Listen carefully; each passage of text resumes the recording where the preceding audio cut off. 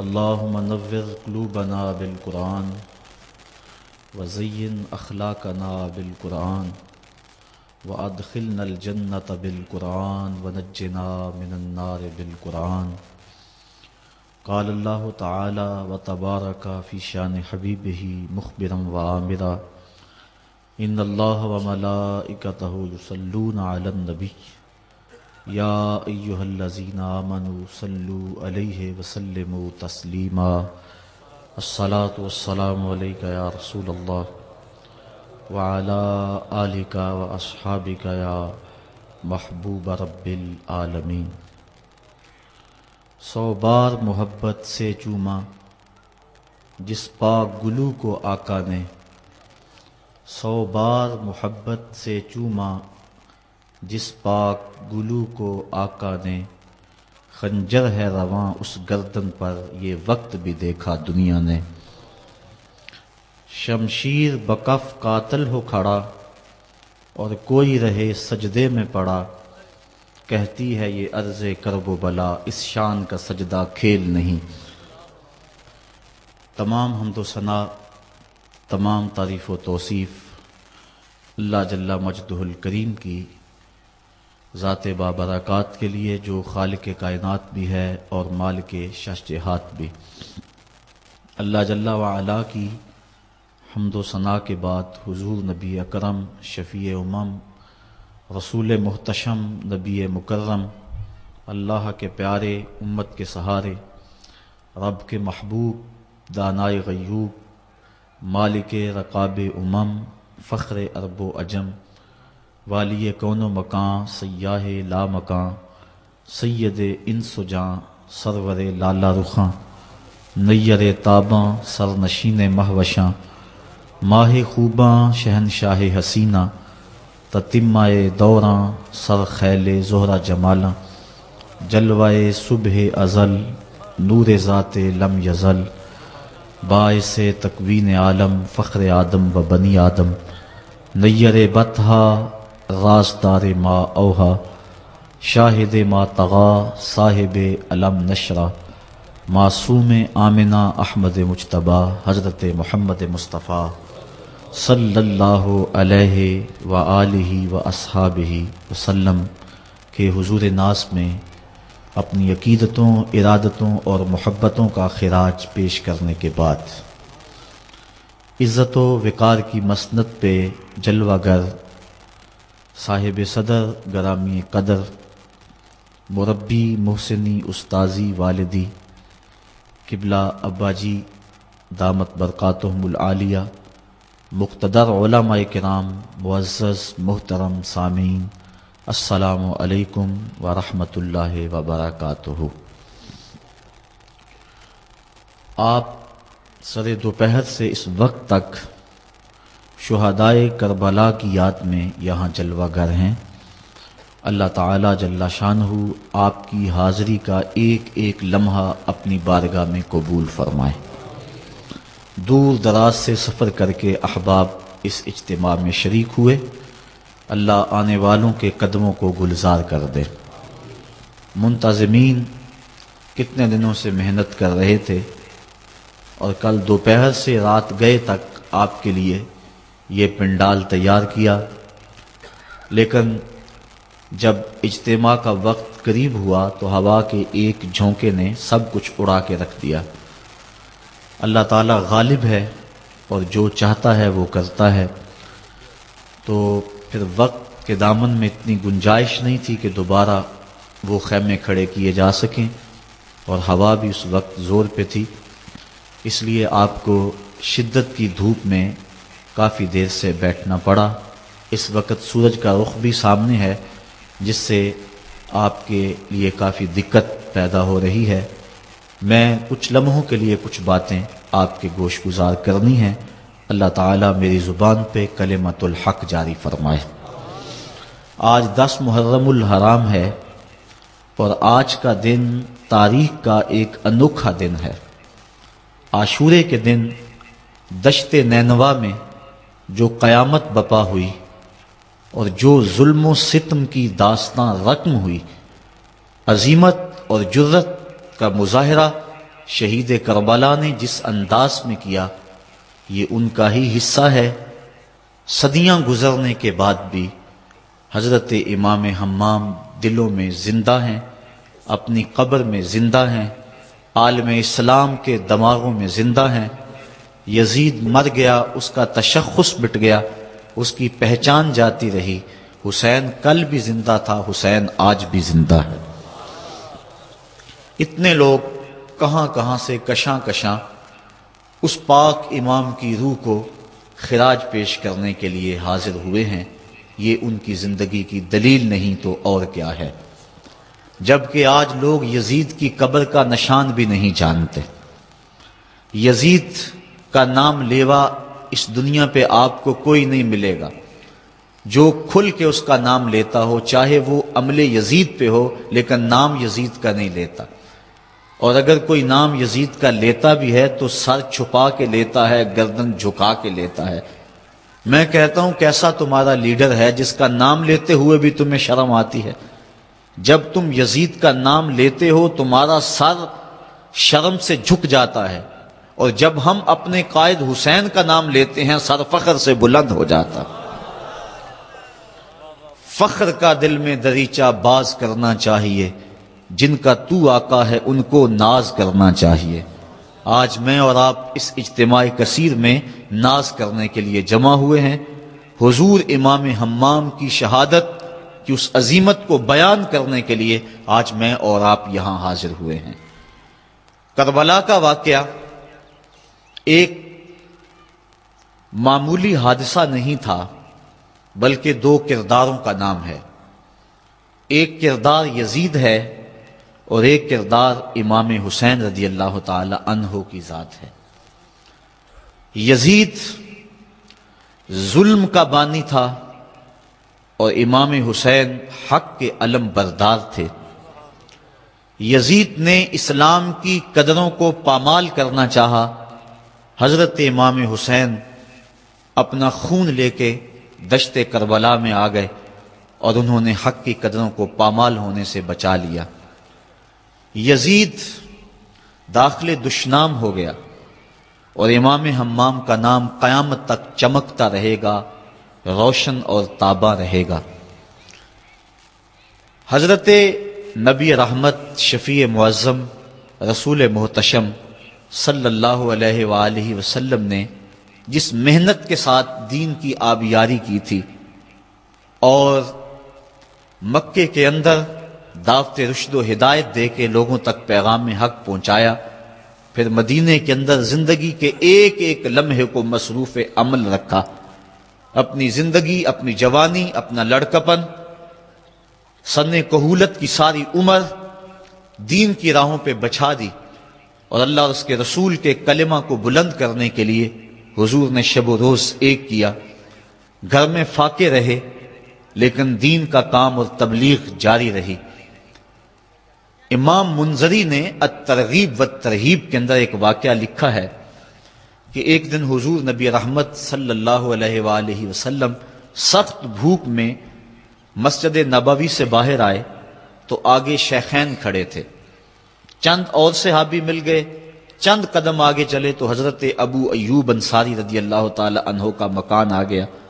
وہ خوشبو رسول سونگ کے جلدی جلدی گھر سے باہر آ گئے اور عرض کی حضور آپ میرے مہمان بن جائیں اور مجھے چند لمحوں کے لیے میزبانی کا شرف بخش دیں۔ آقا کریم نے فرمایا ابو ایوب تمہاری مرضی۔ حضرت ابو ایوب انصاری نے جلدی جلدی چٹائی بچھائی، حضور کو بٹھایا اور اہل خانہ کو بکری کا ایک بچہ ذبح کر کے دیا، کہا جلدی جلدی کھانا تیار کر دو، میرے آقا کو سخت بھوک لگی ہوئی ہے۔ یہ کہہ کے حضور کی خدمت میں آ کے بیٹھ گئے۔ جو ہی نظر جمال جہاں آرا پہ پڑی تو گھبرا گئے کہ چہرے پہ آثار نقاہت تھے، پتہ نہیں کتنے دنوں سے حضور نے کھانا نہیں کھایا۔ جلدی جلدی اپنے باغ میں گئے، کھجوروں کا ایک خوشہ توڑا اور حضور کے سامنے رکھ دیا۔ عرض کی حضور کھانا پکنے میں دیر ہے، اتنی دیر تک یہ کھجوریں تناول فرمائیں۔ امام منذری لکھتے ہیں جب کھانا پک کے تیار ہو گیا اور حضور کے سامنے رکھ دیا گیا اور عرض کی گئی حضور یہ تناول فرمائیں، تو جو ہی نظر حضور کی اس کھانے پہ پڑی تو آنکھیں اشک بار ہو گئیں، اور پھر ایک روٹی پکڑی اور چند بوٹیاں لے کر ایک خادم کے ہاتھ میں دیتے ہوئے کہا، جاؤ ہمارے گھر دے آؤ، میری بیٹی فاطمہ کتنے دنوں سے بھوکی بیٹھی ہے، مال کے کونین ہیں گو پاس کچھ رکھتے نہیں، دو جہاں کی نعمتیں ہیں ان کے خالی ہاتھ میں۔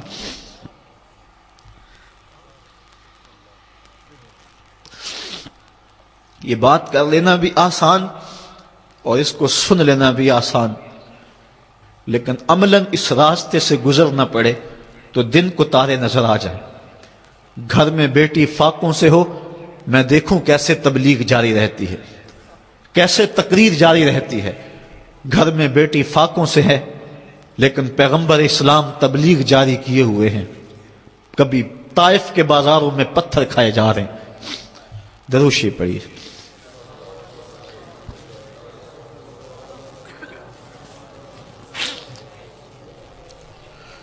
کبھی طائف کے بازاروں میں حضور پہ پتھر برس رہے ہیں، کبھی مکے کی گلیوں میں کانٹے بچھ رہے ہیں، کبھی گڑھے کھودے جا رہے ہیں، کبھی اجریاں ڈالی جا رہی ہیں۔ جن راہوں سے گزرتے ہیں ایک بڑھیا مسلسل کوڑا پھینکتی ہے، بھاری اجریاں جس میں اطہر پہ ڈال دی جاتی ہیں۔ مکہ المکرمہ کا ماحول جس طرح اذیتوں سے بھر دیا گیا، تاریخ کا کوئی بھی قاری اس سے بے خبر نہیں۔ خون جگر دے دے کس چمن کو سینچا، اس دین کی بنیادوں میں پیغمبر کا خون ہے۔ آج ہم مسجد میں آئے تو اے سی لگا ہوا تھا، قالین بچھے ہوئے تھے، پردے لٹک رہے تھے، اچھا ماحول بنا ہوا تھا، لیکن ذرا دیکھیں 14 صدیاں پیچھے پلٹ کے کہ حضور ہاتھ میں پتھر اٹھائے ہیں اور مسجد نبوی کی تعمیر کر رہے ہیں۔ اس دین کے لیے کن کن راہوں سے گزرتے ہیں۔ شاب ابی طالب کے اندر جو دکھ سہے، جو تکلیفیں برداشت کی، ان کو کون بھول سکتا ہے؟ حضور کے جان نثاروں نے جو قربانیاں دی، ان کو کون بھول سکتا ہے؟ کتب تواریخ پڑھیں کہ عورتوں کی چھاتیوں سے دودھ سوکھ گیا، اور جب شاب ابی طالب کی گھاٹی میں بچے روتے ہیں، چیختے ہیں، بھوک سے تڑپتے ہیں، تو مائیں یہ کہہ کے چپ کراتی ہیں، بیٹا چپ کر جاؤ، اگر کافروں نے سن لیا تو آقا کو تانے دیں گے۔ تو وہ بچے بھی چپ ہو جاتے ہیں۔ اس دین کو جس انداز سے حضور نے اس کی آبیاری کی اور اس کی بنیادوں میں اپنا اور اپنے اصحاب کا لہو دیا، بلال حبشی کی قربانیوں کو کون بھول سکتا ہے؟ حضرت سمیہ کی قربانی کو کون بھول سکتا ہے؟ حضرت عمار ابن یاسر کی قربانی کو کون بھول سکتا ہے؟ اس دین کے چمن کو سینچا، اور جب دین کے چمن پہ پھل آیا تو اللہ تعالیٰ جل شانہ نے اپنے محبوب کو کہا کہ محبوب اب تیری مرضی کیا ہے؟ اس چمن کو 4 دن دیکھنا ہے یا کہ میرے پاس آنا ہے؟ تو حضور نے عرض کی، مالک جو میری ذمہ داری تھی وہ میں نے پوری کر لی، اللہم بالرفیق الاعلی، میں تو تیرے حضور حاضر ہونا چاہتا ہوں۔ صحابہ نے اس چمن کی پھر آبیاری کی۔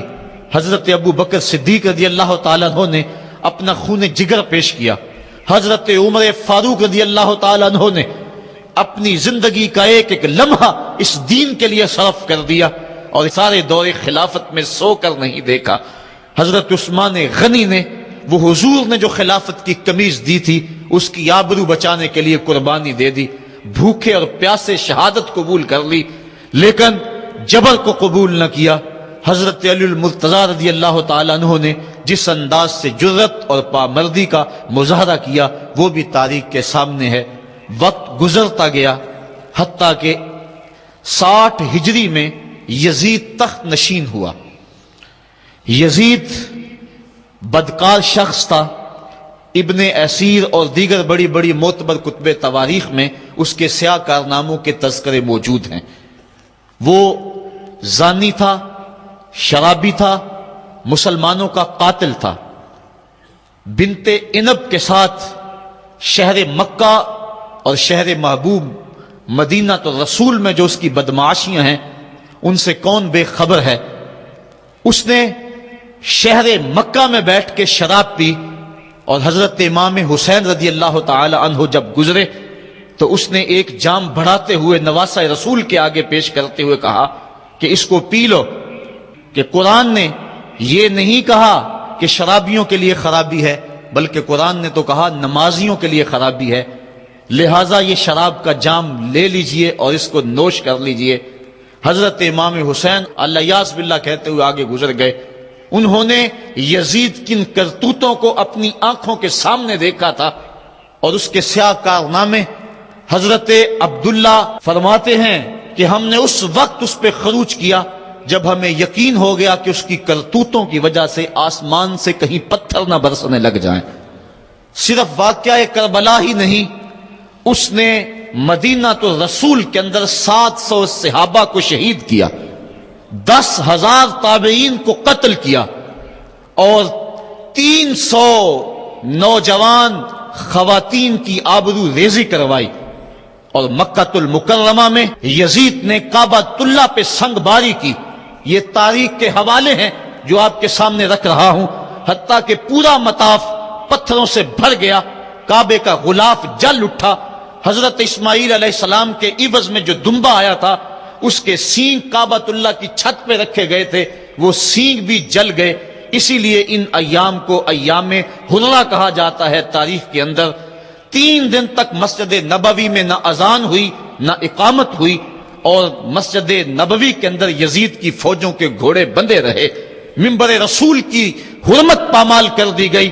اب وہ یزید جب تخت نشین ہوا تو حضرت امام حسین رضی اللہ تعالی عنہ کو ولید بن عتبہ نے بلا کر کہا کہ تم یزید کے لیے بیعت کر لو۔ تو حضرت امام حمام حضرت امام حسین نے 2 ٹوک کہا کہ یہ کیسے ہو سکتا ہے کہ میں اس جیسے ظالم شخص کے ہاتھ پہ بیعت کروں۔ آپ یہ کہہ کے پلٹے تو مروان بن حکم نے مشورہ دیا کہ یہ موقع ہے، جانے نہ دو، اگر یہ چلے گئے قابو پانا دوبارہ مشکل ہوگا، لہٰذا ابھی ان کو قتل کر دیا جائے۔ یہ حضرت امام حسین رضی اللہ تعالی عنہ کے کانوں میں آواز پڑی۔ روایات میں آتا ہے کہ آپ نے انہی قدموں کے بل پیچھے پلٹ کے نیام سے تلوار باہر نکالی اور ہوا میں لہرانی شروع کر دی۔ محمدی کے چھار سے حیدری شیر نکل آیا، کہا ولید بن عقبہ تو ہمیں نہیں جانتا ہم کون ہیں؟ آنا حسین ابن علی ابن ابی طالب، میں حسین ہوں، علی کا بیٹا ہوں، اور علی ابو طالب کا بیٹا ہے۔ ہمارے گھر میں قرآن اترتا رہا ہے، فرشتے ہمارے گھر میں آتے رہے ہیں۔ وَيَزِيدُ ابن المعاویہ فاسقن فاجرن قاتل النفس مولن بالفسق شارب الخمر، اور یزید فاسق ہے، فاجر ہے، مسلمانوں کا قاتل ہے اور شراب پیتا ہے، اس لیے حسین ڈنکے کی چوٹ پہ یزید کی بیعت سے انکار کرتا ہے۔ حضرت امام حمام امام حسین رضی اللہ تعالی عنہ نے انکار بیعت کی وجہ بیان کر دی۔ آج یہ پراپیگنڈا کیا جاتا ہے کہ یہ 2 شہزادوں کی جنگ تھی اور یہ اقتدار کے لیے سب کچھ ہوا۔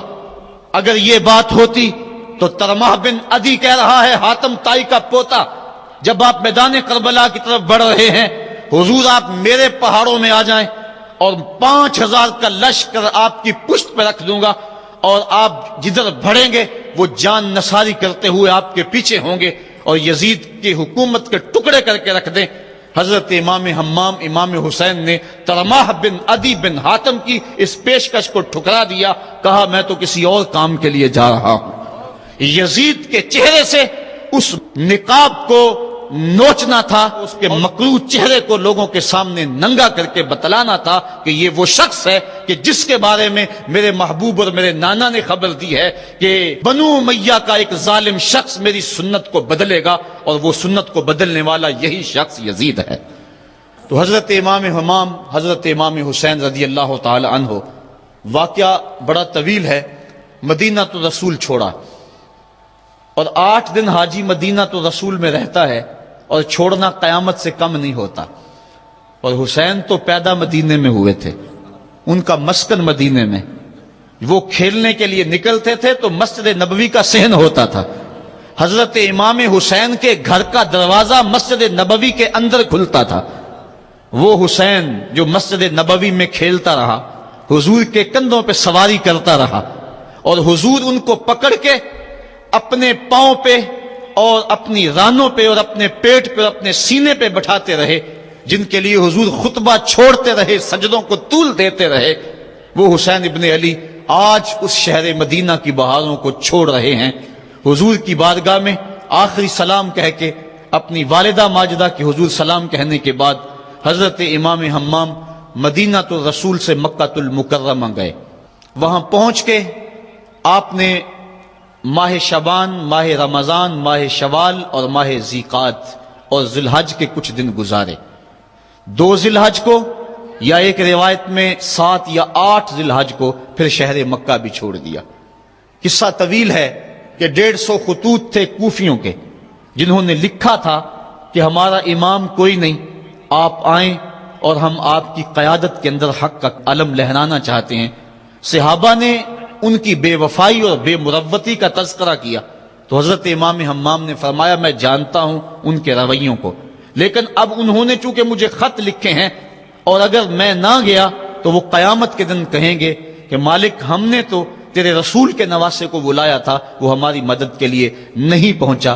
فرمایا اگر میں جاتا ہوں اور کلمہ حق بلند ہو جاتا ہے تو پھر بھی درست، اور اگر وہ بے وفائی کرتے ہیں اور اگر اس رستے میں مجھے جان دینا پڑتی ہے تو پھر بھی کوئی بات نہیں، پھر بھی میں مراد کو پہنچا ہوا اپنے آپ کو پاؤں گا۔ آپ مکہ المکرمہ سے کوفہ کی سمت روانہ ہوئے۔ رستے میں حضرت مسلم بن عقیل کی شہادت کی خبر ملی، لیکن پھر بھی آگے بڑھتے چلے گئے۔ کوفہ سے 2 منزل دور حر بن یزید ریاحی 1000 کے لشکر کے ساتھ مزاحم ہوا اور آپ کو روک کر میدان کربلا میں لے گیا۔ آپ نے کہا کہ میں یزید کی بیعت کسی صورت میں نہیں کروں گا، جس سے صرف حق ہی قبول ہو، یہی جس کا اصل اصول ہو، جو نہ جھک سکے جو نہ بک سکے، اسے کربلائیں ہی راس ہیں۔ حضرت امام حسین امام حمام کربلا کے تپتے ہوئے ریگزار کے اندر 2 محرم کو پہنچے اور 9 محرم تک آپ مختلف انداز سے مفاہمت کی بات اس انداز سے کرتے رہے کہ میں بیعت نہیں کروں گا لیکن کچھ تو خون سے بھی بچنا چاہتا ہوں، لیکن ان کا ایک ہی مطالبہ تھا کہ ہر صورت میں بیعت کرنا ہوگی، اس کے علاوہ کوئی صورت نہیں ہے۔ ان کا یہ مطالبہ تھا، ان کی بات یہ تھی کہ بیعت تو میں کسی صورت نہیں کر سکتا، چونکہ انکار بیعت کی جو وجہ آپ نے وہاں بیان کی وہ وجہ بہر صورت موجود تھی، اس لیے کہا کہ کسی صورت میں میں یزید کے ہاتھ پہ بیعت نہیں کر سکتا۔ خیر وقت گزرتا گیا، پھر 9 کو یہ بات طے ہو گئی کہ لڑنے کے لیے تیار ہو جاؤ اگر تم نے بیعت نہیں کرنی۔ بیعت کرنے کی صورت میں مراعات سے نوازا جا رہا تھا، بڑے سے بڑا شہنشاہ بھی ہوتا اس کے پاؤں میں بھی لغزش آ جاتی، لیکن حضرت امام حسین رضی اللہ تعالیٰ عنہ نے فرمایا کہ یہ تخت و تاج کیا چیز ہیں، جن کی مسند محبوب کی گلی میں لگی ہو وہ تخت سکندری پہ کبھی تھوکا بھی نہیں کرتے، مجھے ان تخت و تاج کی پرواہ نہیں، میں تو کلمت الحق کے اعلیٰ کے لیے میدان عمل میں آیا ہوں۔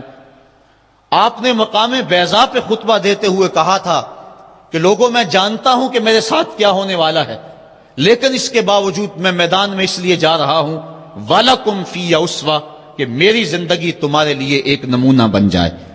آپ نے اپنی زندگی کو قیامت تک آنے والی نسلوں کے لیے ایک نمونہ قرار دیا، اور میں نے پچھلے اجتماع کے موقع پہ کہا تھا، جو احباب پچھلے اجتماع پہ موجود تھے انہیں وہ جملے یاد ہوں گے کہ قیامت تک جبر کے خلاف جتنی بھی تحریکیں اٹھیں گی سب کا قائد حسین ابن علی ہوگا۔ انسان کی عقل اور منطق اس کو یہ دلیلیں دیتی ہے کہ تم جبر کے خلاف اگر میدان میں آئے تو کٹ جاؤ گے، ٹکڑے کر دیے جائیں گے۔ جبر سے مفاہمت کر لو، لیکن عشق سکھاتا ہے مفاہمت نہ سکھا، جبر ناروا سے مجھے میں سر بکف ہوں، لڑا دے کسی بلا سے مجھے۔ تو عشق انسان کو لڑنے کا سلیقہ دیتا ہے، محبت باطل سے ٹکرانے کا درس دیتی ہے۔ کہا میں اس کے باوجود میدان عمل میں جا رہا ہوں اس لیے کہ میری زندگی تمہارے لیے نمونہ بن جائے اور قیامت تک لوگ میری زندگی سے راہیں تلاش کرتے کرتے میری زندگی کو نمونہ بناتے بناتے جبر کے مقابلے میں کھڑے ہو جائیں اور سرخروئی اور کامیابی حاصل پائیں۔ تا قیامت قطع استبداد کرد، موج خون او چمن ایجاد کرد۔ اللہ اللہ بائے بسم اللہ پدر، مانائے ذبح عظیم آیت بسر، سرخ رو عشق غیور از خون او، شوخیے این مصرع از مضمون او۔ عشق غیور کے چہرے پہ جو سرخی دوڑ رہی ہے، یہ حسین ابن علی کے خون کا صدقہ ہے۔ ان کے خون نے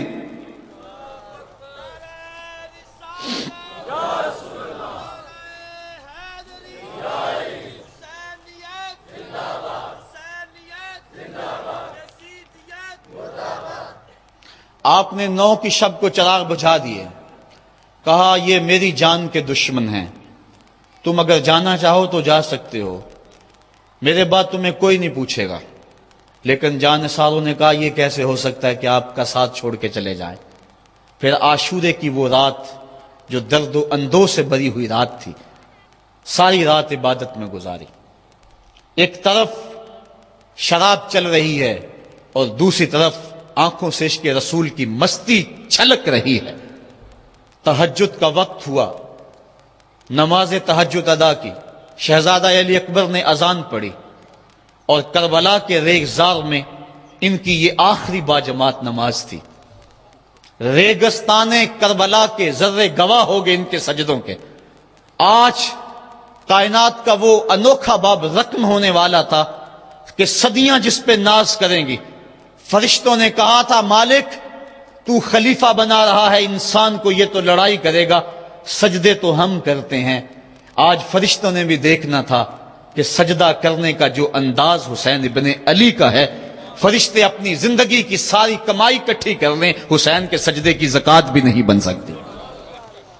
جب جبر کی تیغیں چمکنے لگیں اور ایک ایک کر کے آوان و انصار جام شہادت نوش کرنے لگے، کبھی وہب شہید ہو رہے ہیں، کبھی زہر شہید ہو رہے ہیں، کبھی اون و محمد کے لاشیں گر رہے ہیں، کبھی قاسم کی جوانی لٹ رہی ہے، کبھی جواں اکبر کی آواز کربلا کے ریگ زاروں میں گونجتی ہے، یا اباتا ہو ادرکنی، میرے باپ مجھے پکڑیے۔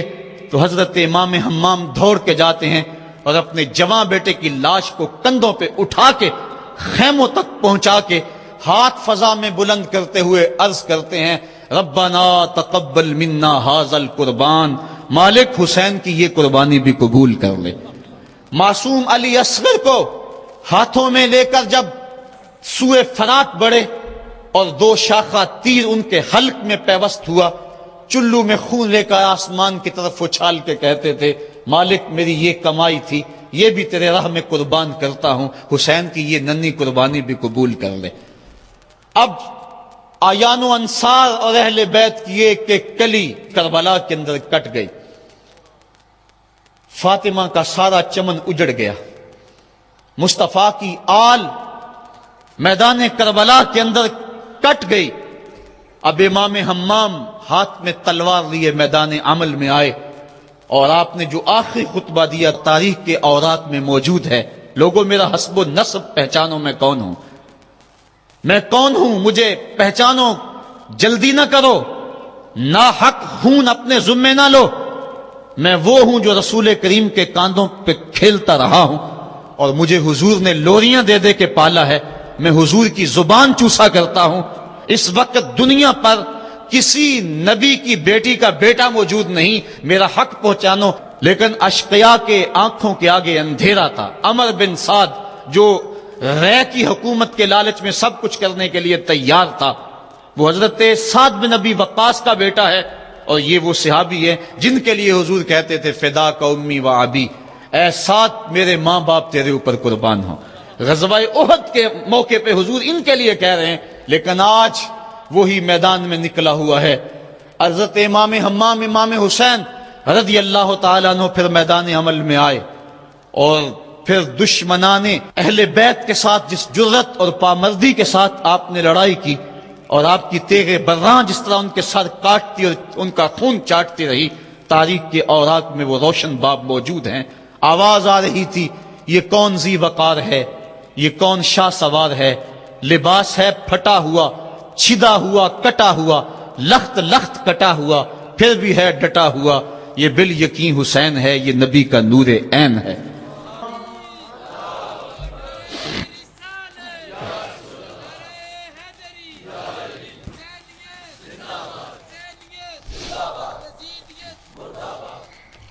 حضرت امام حسین، حضرت امام حمام رضی اللہ تعالی عنہ میدان کربلا کے اندر جبر کی تیغوں کے مقابلے میں کھڑے ہیں۔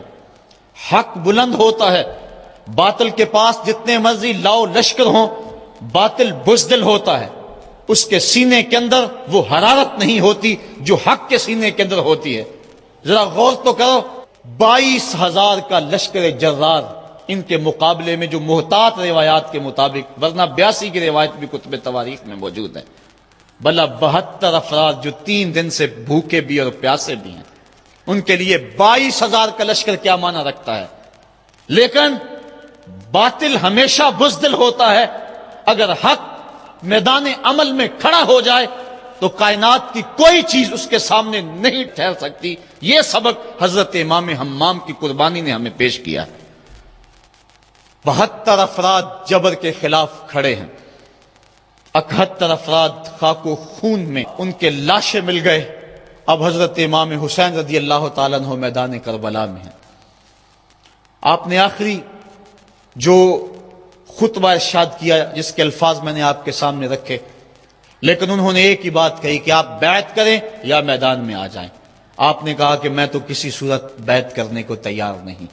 پھر میدان عمل میں آئے، ان کو کاٹتے رہے، پھر گھوڑے کو ایڑ لگائی اور فرات کی لہروں میں آئے، پانی کا چلو بھرا اور لشکر اشقیاء کی طرف دیکھ کے کہا کہ تم نے میرے لیے پانی بند کیا، دیکھو آج حوض کوثر پہ بھی حسین کا قبضہ ہے، فرات کی لہروں پہ بھی حسین کا قبضہ ہے۔ لیکن آپ نے اس کے باوجود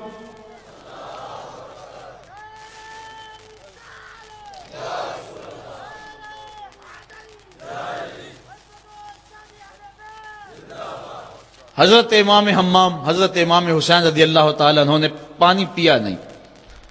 ان کو سکینہ کی پیاس یاد آ گئی ہوگی، جس طرح حضرت علی اصغر پیاس سے شہید ہوئے، وہ منظر یاد آ گیا ہوگا۔ اور دوسری بات یہ تھی، یہ امتحان تھا، اس لیے حضرت امام حمام نے پانی نہیں پیا، لیکن ان کو بتلانا مقصود تھا کہ اگر میں چاہوں تو یہ پانی پہ قبضہ کر سکتا ہوں، اور پھر یہ ساقی حوض کوثر کے نواسے ہیں، اگر یہ اشارہ کرتے تو کوثر کی نہریں چھلک کے کربلا کے میدان میں آ جاتی۔ لیکن امتحان دینا مقصود ہے۔ مصطفیٰ کریم کے ہاتھ بھی اٹھے ہوئے ہیں، اللہم آت الحسین صبرا و اجرا، اے اللہ میرے بیٹے حسین کو صبر بھی بخش دے، اجر بھی بخش دے۔ حضرت امام حمام رضی اللہ تعالیٰ عنہ جبر کے مقابلے میں ڈٹے ہوئے ہیں، آپ کی تیغ برّاں ان کا خون چاٹتی رہی، پھر انہوں نے یک بارگی آپ کے اوپر حملہ کر دیا۔ حضرت امام حمام نے اس حالت کے اندر بھی اپنی زبان کو روکا اور زبان سے ہائے تک نہیں کی۔ آج شہادت حسین کو تماشا بنا کے رکھ دیا گیا ہے، اس انداز کے اندر اس شہادت کو بیان کیا جاتا ہے جس طرح وہ ترلے اور منتیں کر رہے تھے، پانی پانی کی صدائیں ان کے لبوں پہ تھی۔ نہیں، ایسا نہیں تھا، زخم پہ زخم کھا کے جی، خون جگر کے گھونٹ پی، آہ نہ کر لبوں کو سی، یہ عشق ہے دل لگی نہیں۔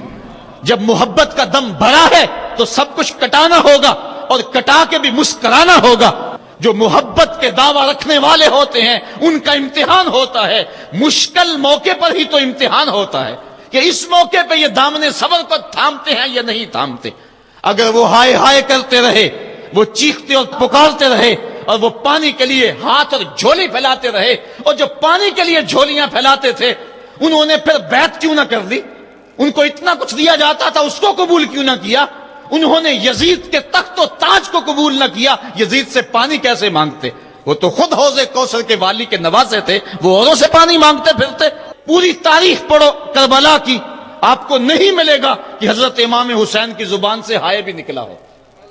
آپ نے ہر مشکل موقع پہ صبر کے دامن کو تھاما ہے، اور ہر قربانی پیش کرنے کے بعد ہاتھ اٹھا کر یہی کہا، ربنا تقبل منا ھذا القربان، مالک حسین کی یہ قربانی بھی قبول کر لے۔ اس کا یہ مطلب نہیں کہ یہ دکھ کم تھے، اس کا مطلب یہ نہیں کہ مظلومیت نہیں تھی، وہ مصیبتیں تو اتنی تھی کہ پتھر کا کلیجہ بھی شک ہو جائے۔ کائنات کا کلیجہ چاک چاک ہو جائے، لیکن اس کے باوجود چونکہ ان کے صبر کا امتحان تھا، اور جب آپ کے اوپر پیہم تیر برسنے لگے، محتاط روایات کے مطابق 33 زخم تلواروں کے آپ کے بدن پہ تھے اور 34 گھاؤ نیزوں کے آپ کے جسم پہ تھے، بلکہ بہت سارے نیزوں کی انیاں ٹوٹ گئی تھی جسم میں۔ حضرت امام حسین رضی اللہ تعالیٰ عنہ کا جب پیراہن اتارا گیا اور اس کو جب دیکھا گیا تو 113 سوراخ اس میں تیروں کے تھے، اور گھوڑے کی زین سے جب فرش زمین پر گرے وہ تیر جسم میں اور پیوست ہو گئے۔ گھوڑے کی زین سے فرش زمین پر جب آنے لگے تو کافی عرصہ لگ گیا، چونکہ برچھیوں کی نوکوں پر آپ کتنی دیر تک معلق رہے۔ اس وقت گھوڑے کی زین سے فرش زمین پر آئے اور کربلا کی اس تپتی ہوئی ریت کے اوپر پیشانی رکھی، فوارے پھوٹ رہے تھے، کائنات دم بخود تھی، چرخ کہن کانپ رہا تھا۔ آج تک آسمان نے ایسا منظر نہیں دیکھا تھا، آج تک حوروں نے ایسا منظر نہیں دیکھا تھا، سورج بھی منہ چھپا رہا تھا عاشورے کے دن، یہ منظر اس سے بھی نہیں دیکھا جا رہا تھا۔ ریت کربلا کی کپ کپا رہی تھی، دشمنوں کے نرغے میں مصطفیٰ کا نواسا 3 دن کا پیاسا تیروں اور نیزوں کی برسات کے اندر اپنے پیشانی سجدے میں رکھ دی، اور آخری کلمات یہ تھے: اللہم رضن بقضائک وصبرا علی بلائک تسلیما لامرک سبحان ربی العالی۔ مالک، جو دکھ آئے، اذیتیں آئی، مصیبتیں پہنچی، امتحان آیا، حسین اس پہ راضی ہو گیا، تیرے امر کو تسلیم کر لیا، تیری رضا پہ راضی ہوا۔ سب کچھ قربان کرنے کے بعد مالک حسین تیری تقدیر پہ راضی ہے، مالک تو بھی بتا، تو بھی حسین پہ راضی ہوا ہے یا کہ نہیں ہوا ہے؟ تو حضرت امام حمام کا سر اس وقت تن انور سے جدا کر لیا گیا جب آپ سجدے کے اندر جھکے ہوئے تھے، سجدے میں سر جھکا ہوا تھا کہ دست قاتل نے جدا کر دیا۔ ایک شخص حرم کعبہ کے حج کے لیے آ رہا تھا، لبیک اللہم لبیک کی صدائیں اس کے لبوں پہ تھی کہ اس کی شہادت ہو گئی، وہ فوت ہو گیا۔ آقا کریم کو خبر دی گئی، حضور فرمایا کل جب قیامت کا دن ہوگا تو جب یہ اٹھے گا تو جس حالت میں فوت ہوا اس حالت میں اٹھے گا، اس کے لبوں پہ لبیک کی صدائیں ہوں گی۔ حسین ابن علی کا جب سر کٹا اور جب جسم سے تن انور سے ان کا سر انور جدا ہوا، اس وقت سر سجدے میں رکھا ہوا تھا۔ بندہ جس حال میں جاتا ہے قیامت کے دن اس طرح اٹھایا جاتا ہے۔ باقی لوگ قبروں میں اور انداز میں اٹھیں گے، حسین جب قبر سے اٹھے گا سر سجدے میں رکھا ہوا ہوگا۔ قیامت تک حسین نماز میں ہے، قیامت تک حسین نماز میں ہے، قیامت تک حسین سجدے میں ہے، قیامت تک حسین کا سر اللہ کے حضور جھکا ہوا ہے، اور وقت کے یزیدوں کو للکار رہا ہے: وقت کے یزیدوں، تم اپنے اپنے دور میں پر پرزے نکالتے رہو گے، لیکن حسین کا سر اور حسین کے ماننے والوں کا سر کبھی بھی تمہارے سامنے نہیں جھکے گا۔ حسین کا سر کل بھی خدا کے سامنے خم تھا اور آج بھی خدا کے سامنے ہی سر خم ہے۔ تو حضرت امام حسین رضی اللہ تعالیٰ عنہ کا سر اس وقت کاٹا گیا، پھر نیزے کی نوک پہ ڈال کر اس کو بلند کر دیا گیا۔ لشکر یزید نے لوگوں کو اعلان کے لیے کہ دیکھو ہم نے سر انور کاٹ لیا۔ کسی نے کہا ذرا غور سے دیکھو، اس آقا کا سر کٹ کے بھی سر بلند ہے، یہ کٹا ہوا سر بھی سر بلند ہے۔ اور جب سر نیزے پہ چڑھایا گیا تو پیشانی کا رخ زمین کی طرف اور کٹی ہوئی گردن کا رخ آسمان کی طرف۔ تو کسی شاعر نے کہا باں کے سر نیزے پہ اور سوئے زمین ہے روح، یعنی سجدہ ثانی کی ہے آرزو۔ سر نیزے پہ ہے لیکن پیشانی زمین کی طرف ہے۔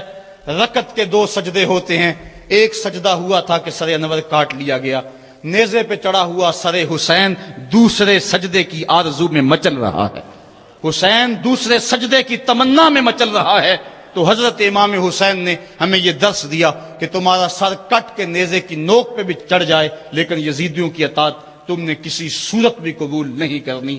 آج ایک تو طریقہ یہ ہے کہ ان کی زندگی، ان کے شب و روز اور ان کی قربانی اور ان کی مظلومیت کا تذکرہ کر کے آنسو بہا لیں اور ان سے محبت کا اظہار کر لیں، لیکن یہ روح حسین کو خراج پیش کرنا نہیں ہے۔ کیا حسین نے اتنی بڑی قربانی اس لیے دی کہ لوگ قیامت تک بس روتے رہیں، ان کی آنکھوں سے صرف آنسو بہتے رہیں؟ اگر یہ بات ہوتی تو ان کے پاس راستے سے نکلنے کے انہیں پہلے ہی خبر دی گئی تھی کہ تم شہید کر دیے جاؤ گے، وہ اپنے نانے سے عرض کر دیتے کہ میرے لیے دعا کر دے کہ میری مصیبت ٹل جائے، تو مصیبت ٹل جاتی۔ اتنی بڑی قربانی اور اپنا سارا کنبہ کربلا کے تپتے ہوئے ریگ زار کے اندر لے کر حاضر ہو گئے۔ تو یہ اس لیے تھا کہ لوگ صرف آنسو بہا کے خراج پیش کر دیں؟ نہیں، امام کا مقصد تھا جو میں نے مقام بیضا کے خطبے کے حوالے سے آپ کے سامنے رکھا۔ فرمایا وَلَكُمْ فِيَّ أُسْوَةٌ، میں اس کے باوجود میدان عمل میں اس لیے جا رہا ہوں کہ میری زندگی تمہارے لیے نمونہ بن جائے اور وقت کے یزیدوں کے سامنے تم کھڑے ہونے کے لیے تیار ہو جاؤ۔ آج روح حسین پکار پکار کے کہہ رہی ہے کہ میرے ماننے والوں، وقت کے یزید دندناتے پھر رہے ہیں اور تم صرف آنسو بہا کے میری روح کو خراج پیش کرنا چاہتے ہو۔ میری روح یوں ہی خوش نہیں ہوگی، میں تو خوش تب ہوں گا جب تم کربلائیں سجاؤ گے، جب تم وقت کے یزیدوں کے سامنے کھڑے ہو کے میری للکار کو تازہ کرو گے تو پھر میری روح سرشار ہو جائے گی کہ اپنے نانے کی امت کو جو پیغام دے کر گیا ہوں وہ پیغام آج بھی زندہ ہے۔ کربلا کا مقصد یہی نہیں کہ ہم اس دن کو ایک یوم سیاہ بنا دیں اور چند لمحوں کے لیے چیخو پکار کر کے پھر وقت کے یزیدوں سے ساز باز کر لیں، نام حسین کا لیتے رہیں اور کام یزید سے رہیں۔ وہ کیا کسی نے کہا تھا کہ نوحہ خوانی سے فقط ممکن نہیں تیری نجات، اور بھی کچھ کہہ رہی ہے رزم گاہ کائنات، کر رہی ہے سرزمین کربلا شرح حیات، تک رہی ہے چشم حسرت سے تجھے نہر فرات، راہ حق میں اب جنون سرفروشی عام کر، اس طرح روشن حسین ابن علی کا نام کر۔ حسین ابن علی کا نام اگر تم نے لیا ہے، حسین کا نام لینا اس بات کی دلیل ہے کہ بندہ جبر کے مقابلے میں کھڑا ہے۔ حسینی تو تبھی کہلائے گا، لیکن اگر قافلہ یزید میں ہو اور نام حسین کا لیتا ہو، وہ تو فرزدق نے بھی کہا تھا حضرت میں کوفے سے پلٹ کر آیا ہوں، میں نے دیکھا ہے کہ کوفے والوں کی تلواریں یزید کے ساتھ ہیں، دل آپ کے ساتھ ہیں۔ اگر تلواریں یزید کے ساتھ ہوں اور دل حسین کے ساتھ ہو تو اس کو قبول نہیں کیا جائے گا۔ جب کوفے والے رونے لگے، جب یہ مقدس اور ملکوتی قافلہ کوفے کے بازاروں میں داخل ہوا اور وہ شہزادیاں جنہوں نے بازار بھی نہیں دیکھا تھا، ان کو بازار سے جب گزارا گیا، وہ سیدہ زینب، لوگوں ایک بات کہتا ہوں، حضرت امام حسین نے کربلا فتح کیا اور سیدہ زینب نے دمشق فتح کیا۔ سیدہ زینب نے قیامت تک کی عورتوں کی لاج رکھ لی اور قیامت تک کے لیے درس دیا کہ اگر باطل کے سامنے حسین نہیں جھکا تو باطل کے سامنے زینب بھی نہیں جھکی۔ زینب کی عظمت کو بھی سلام، حسین ابن علی کی عظمت کو بھی سلام۔ تو جب کوفے میں داخل ہوئے اور وہ رو رہے تھے، ان کی آنکھوں میں آنسو تھے، تو حضرت امام زین العابدین نے کہا کہ اب تمہارا رونا کیا معنی رکھتا ہے؟ کیا تم نے خود ہمیں بلایا نہیں؟ تو یزید کے ساتھ اگر تلوار ہے تو پھر نام حسین لینا فائدہ مند نہیں ہوگا۔ حسین کے نام لینے والے وہی ہیں جن کا دل بھی حسین کے ساتھ ہے، جن کی تلوار بھی حسین کے ساتھ ہے۔ آئیے وقت کی کربلا میں پھر حسین کا کردار ادا کریں۔ آج بھی گلی گلی یزید دندنا رہے ہیں، کچھ مقامی یزید ہیں، کچھ بین الاقوامی یزید ہیں۔ آج نبی کے دین کی قدروں کو پامال کیا جا رہا ہے۔ دنیا کا سب سے بڑا یزید بش ہے اور اس کے حواری ابن زیاد ہیں۔ اللہ کی حدوں کو توڑا جا رہا ہے اور یزیدی ٹولہ آج پھر حکمرانی کے مزے لے رہا ہے، اور وقت سخت اور مشکل ترین حالات میں داخل ہو چکا ہے۔ اس وقت فحاشی اور عریانی کا شیش ناک پھنکار رہا ہے۔ اگر ہم چند لمحوں کے لیے مل بیٹھ کے آنسو بہا دیں اور سمجھیں کہ حق ادا کیا، ہم حق ادا نہیں کر پائے۔ آئیے یہاں سے حسین ابن علی کا پیغام لے کے گھر گھر پہنچے اور ان کے نام کا ڈنکا بجا دیں، وقت کے یزیدوں پہ راشا طاری ہو جائے۔ ہمارا کردار، ہمارا عمل، ہماری للکار حسین ابن علی کی جانشینی میں ہو، اور پھر ہمارا اٹھنے والا قدم آگے بڑھتا رہے۔ ادارت المصطفیٰ کا یہی پیغام ہے، کربلا کا وہ پیغام اور کربلا کا وہ فرض ہمیں پکار رہا ہے کہ ہم میدان عمل میں آئیں، مصطفیٰ کریم کے دین کو لے کر گلی گلی نکلیں۔ آج جس طرح ظلم گلی گلی موجود ہے، وہ کیا کسی نے کہا تھا کہ ظلم بچے جن رہا ہے کوچہ و بازار میں، عدل کو بھی صاحب اولاد ہونا چاہیے۔ آج ہم نے بھی میدان عمل میں بڑھنا ہے۔ ادارت المصطفیٰ کے پلیٹ فارم سے درس قرآن کی جو تحریک اٹھی ہے، وہ حق کی آواز ہے اور پاکستان کے طول و عرض کے اندر یہ نعرہ مستانہ بلند ہو رہا ہے کہ ہم قرآن کا پیغام لے کر گلی کوچوں میں جائیں گے۔ آج کا پیغام آپ کو دینا چاہتا ہوں، ہم راہی جہد و عزیمت کے منزل پہ جا کے دم لیں گے، ہم راہی جہد و عزیمت کے منزل پہ جا کے دم لیں گے، میدان عمل میں نکلے ہیں باطل کو مٹا کے دم لیں گے، ہم دہر کے ظلمت خانوں میں قرآن کا نور پھیلائیں گے، ہم کانٹوں کی ہر بستی میں سنت کے پھول سجائیں گے، ہر گھر میں عشق رسالت کے ہم دیپ جلا کر دم لیں گے، ہم راہی عزم و عزیمت کے منزل پہ جا کے دم لیں گے، ہم وارث شیخ مجدد کے شاہوں سے بغاوت کرتے ہیں، ہم وارث شیخ مجدد کے شاہوں سے بغاوت کرتے ہیں، ہم وقت کے ہر ایک اکبر سے اعلان نفرت کرتے ہیں، ہم خادم دین محمد کے ایک رب کی عبادت کرتے ہیں، لا دین اور کافر سوچوں کو سولی پہ چڑھا کے دم لیں گے، ہر فاسق فاجر حاکم کو، ہر غاصب خان وڈیرے کو، ہر ظالم خائن ظالم کو، ہر ڈاکو چور لٹیرے کو، ہر مغرب کے پرچارک کو، ہر چھوٹی سوچ کے گھیرے کو ہم کربل کے اس قاری کا پیغام سنا کر دم لیں گے، آفاق کے ہر گوشے میں قرآن سنا کر دم لینا، اب رکنا نہیں، اب تھمنا نہیں، فردوس میں جا کے دم لینا۔